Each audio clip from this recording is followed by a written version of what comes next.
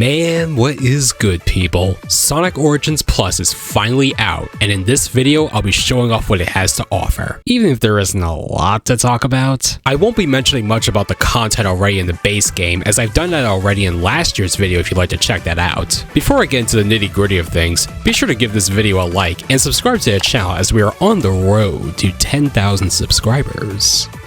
Why did I say it so seductively?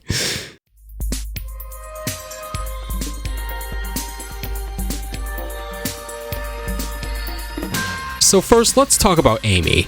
She is the main attraction here after all, as she is now officially playable in the classic 2D platforming Sonic titles for the first time. Gameplay-wise, she's able to use her hammer by pressing the jump button in the air. This vastly increases her attack range and even allows her to attack most spiked enemies. You can also bounce off of enemies and bosses with this aerial hammer swing. If you hold the button even after landing, she'll swing the hammer up and down while running forwards, allowing her to attack enemies and destroy certain obstacles in front of her path. This doesn't last long, however, so just gotta be aware of that. Also, during this animation, you could turn around on a dime. I'm not too sure how useful this is, but it's pretty neat. Maybe speedrunners will put this movement tech to good use? Amy will also gain just a tiny burst of speed when she lands. It's not at all comparable with Sonic's drop dash, but it's just there, I guess. Finally, there's Super Amy. Yeah, there's not much to say here. Her appearance doesn't differ much aside from flashing white.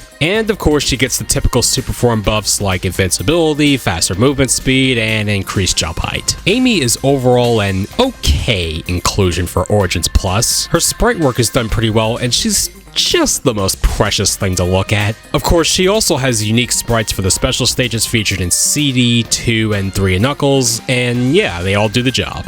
You can also see her face on the slot machines and even in the secret level select screen. It's nice to see Amy integrate into the classic Sonic games as a playable character. I wouldn't say she shakes up the game in any way, but I'm glad she's here.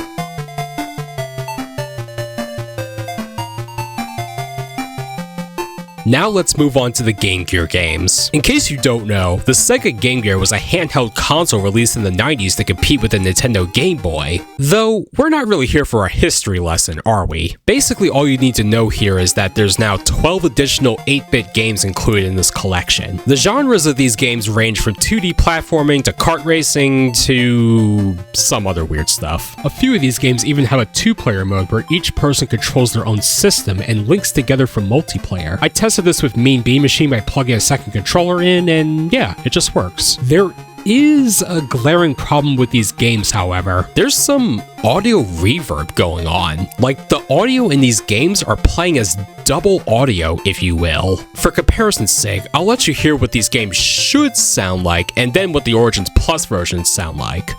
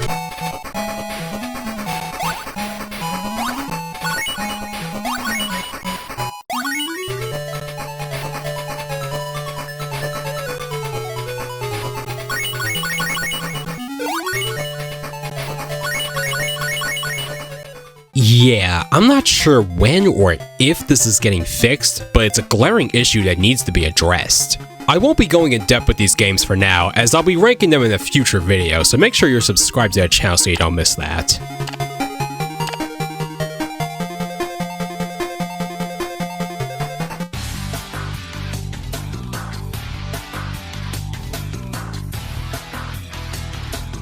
So there's just a few other things to bring up. First is Knuckles being playable in CD, and I mean, yeah, it's Knuckles in Sonic CD. I don't really know what else to say about that other than, why wasn't he here last year? Sheesh! Seriously, he could have just been here the whole time. I guess they needed more time to make his special stage sprite? Maybe he was breaking the level design too much? I don't know, man. I don't believe this is a thing specific to Origins Plus, but rather part of the update to the base game. Next, on the mission section of the main menu, there is a surprise option. This is like a mini achievement board, if you will. You have to complete certain objectives in order to unlock the panels and reveal the whole image. The objectives aren't really that hard, and if you played a lot of Origins before this update, then most of the panels should be unlocked already. If you reveal all the panels, you get a big celebratory image and some cheat codes in the tutorial section of the options menu. They still didn't fix the blurry pixels. Yeah, I pointed this issue out in last year's video, and it's still not fixed. I even have a comparison shot which you could check out right here. Why they still haven't fixed this issue with the game, I don't know. If you are not on PC, unfortunately you will not be able to install the mod that fixes this issue.